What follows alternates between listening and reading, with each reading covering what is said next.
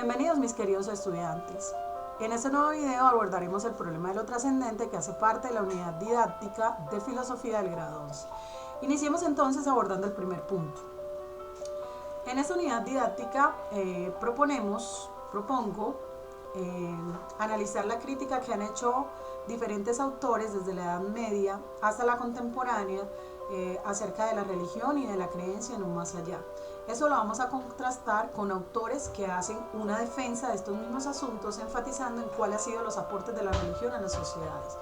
Esta unidad didáctica resulta un bálsamo en esta época, ya que en una situación de crisis como la que vive el mundo por cuenta de la pandemia, es indiscutible que el ser humano se pregunte por su propia espiritualidad y por Dios. La pregunta es, ¿qué piensas tú al respecto? ¿Es para ti refugio y calma o es desesperanza e incredulidad? Vamos a abordar esta unidad teniendo en cuenta los insumos que hemos visto en clase y donde ya hemos trabajado un documento denominado Filosofía de la Religión. Iniciemos con el primer punto, que es leer el documento y llenar el cuadro resumen. Bueno, el objetivo del video entonces es explicar un poquito el documento que aparece ahí para que puedan llenar de manera más fácil el cuadro. El cuadro tiene varios autores que son Durkheim, Weber y Durkheim, Freud, Marx, Nietzsche, Sartre, Marcel y Frank. Aquí vamos a identificar en el documento qué dice cada autor, cuáles son sus aportes y qué piensas de manera crítica de lo que dicen. Es decir, eso riñe con tu pensamiento, eso hace parte de tu vivencia o realmente ves que esos autores tienen una visión muy negativa o muy positiva de la religión y de nuestra creencia en Dios.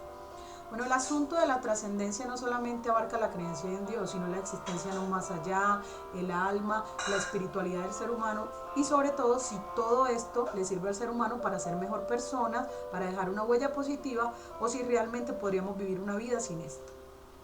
Lo primero que se aborda en el documento es el elemento de la conciencia religiosa.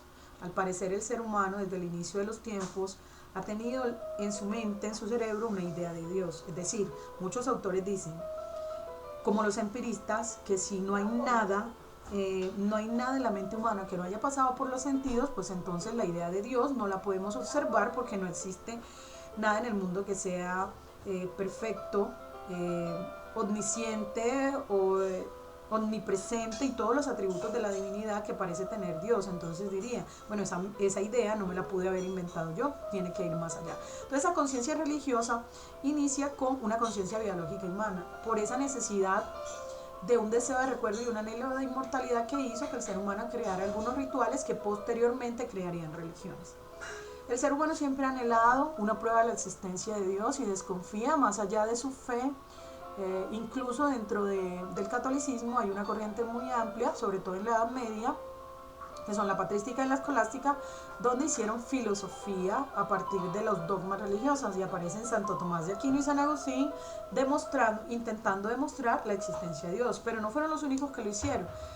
También René Descartes aparece con una prueba para la existencia de Dios que parte pues de su pienso luego existo. Vamos entonces a ver que hay otras pruebas de tipo ético y moral en donde hablan de la experiencia personal y del acercamiento de Dios a partir de milagros y a partir de vivencias propias, pero hay muchas objeciones contra la existencia de Dios que son las que vamos a abordar con el segundo documento. Entonces iniciemos con Weber y Durkheim, en donde creen que la religión es un mero producto social que tiene una función integradora y que legitima el hecho de que yo pertenezca a un grupo específico. Es decir, hay mucha gente que pertenece a la religión no por creencias, sino por los ritos y por lo que representa estar ahí. Por otro lado, tenemos dos visiones más negativas del asunto, que son la de Freud, que piensa que es una neurosis colectiva, casi como si todos nos convenciéramos de que es cierto algo que es falso. Y tenemos la visión de Marx, que apela más al asunto de la religión como institución y como si fuera un consuelo de las clases dominantes para que el pueblo que no es ilustrado.